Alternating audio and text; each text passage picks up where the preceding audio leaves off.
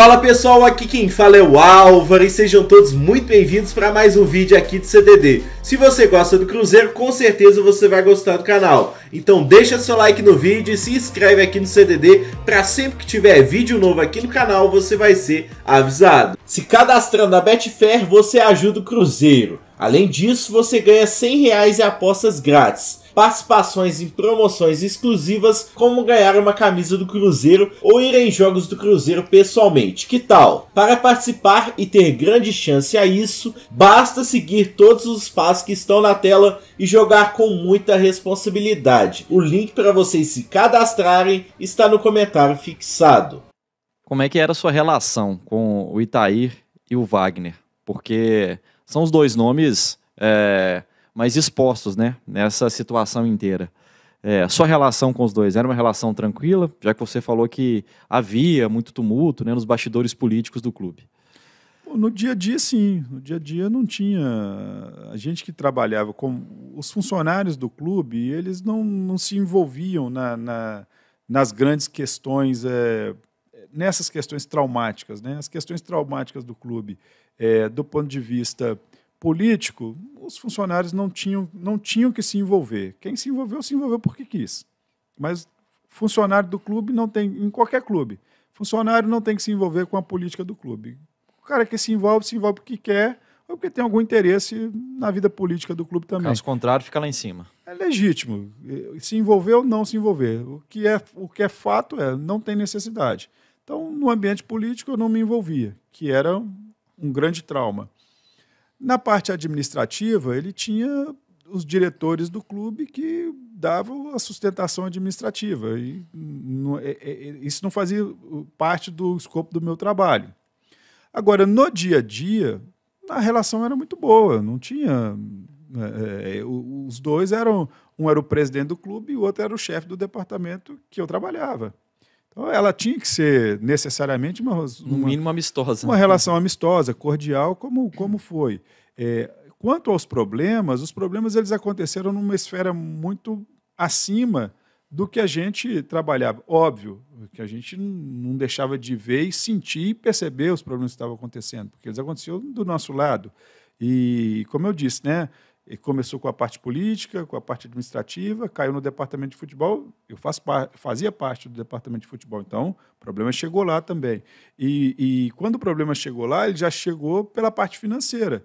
Então, se você tem uma estrutura política que não está funcionando, uma estrutura administrativa que não está respondendo, o que acontece com o clube? Ele deixa de faturar, ele deixa de conseguir dinheiro para a operação do dia a dia. E quando falta dinheiro para a operação do dia a dia, deixa de pagar os funcionários, deixa de se pagar os atletas. E aí sim, você acaba trazendo um problema grave para o departamento de futebol, porque você fica 1 mês, 2 meses de salários atrasados e com todo aquele contorno do porquê que o dinheiro não está entrando, né? Por que não tem dinheiro? E ficava aquelas explicações que estavam circulando na imprensa, né? E quando vem, não está tendo dinheiro por causa disso, aí realmente cria-se um problema bem delicado e que precisa de habilidade para ser resolvido dentro do departamento de futebol. Só que as pessoas que precisavam resolver esse problema estavam com problemas muito maiores, que era a parte política do clube, a parte administrativa e todo aquilo que a gente acompanhou. Como é que era a sua relação com o Itair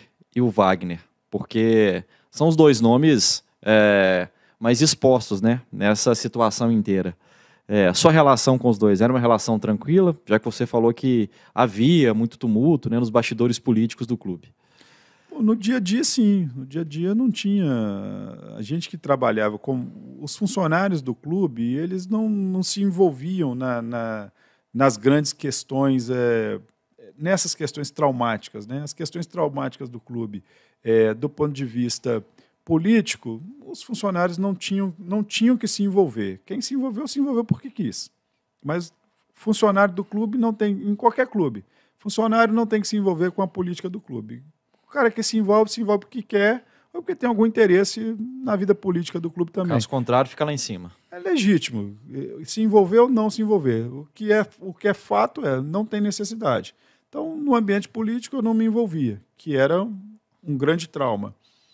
Na parte administrativa, ele tinha os diretores do clube que davam a sustentação administrativa. E isso não fazia parte do escopo do meu trabalho.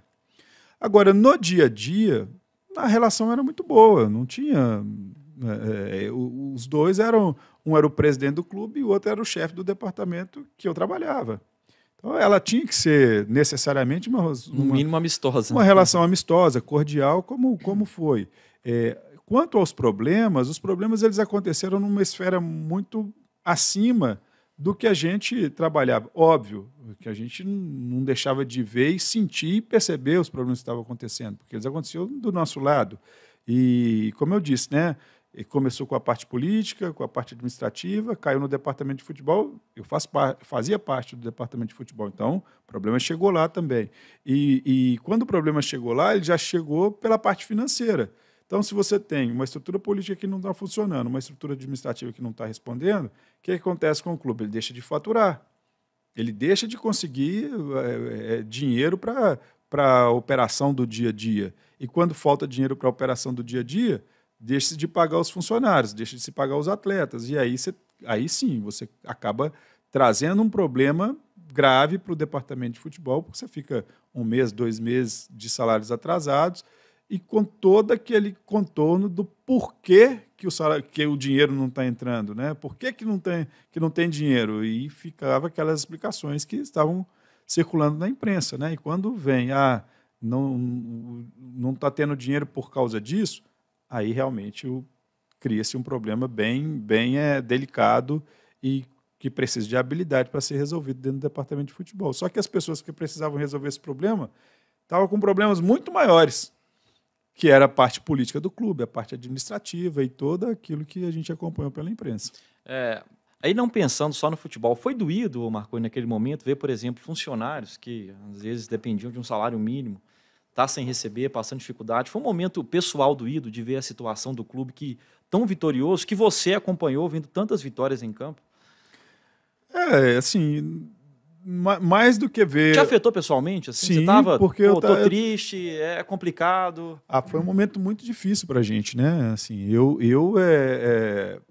meu físico transformou, porque você passa a comer mais, a ter ansiedade, e, poxa, a gente ficava ali, essa rodada, vamos ganhar. Chegava em casa, às vezes, um pouco mais triste, a esposa percebia, os filhos percebiam? Com certeza, não tem como. Quem trabalha no futebol não tem como não se envolver com o resultado do time. Não tem como. Seja no Paysandu, seja no Fluminense, seja no Cruzeiro ou no América que eu estou hoje. Não tem como você trabalhar no futebol, o time ganhar e você não ficar feliz que o time ganhou, o time sofreu uma derrota, né? E você não sentir a derrota. Quem não tem essa sensação, quem não tem esse sentimento, está trabalhando no lugar errado. Não interessa... A gente é profissional do futebol, sim. A gente é profissional do futebol. Mas o resultado do nosso time impacta na nossa profissão.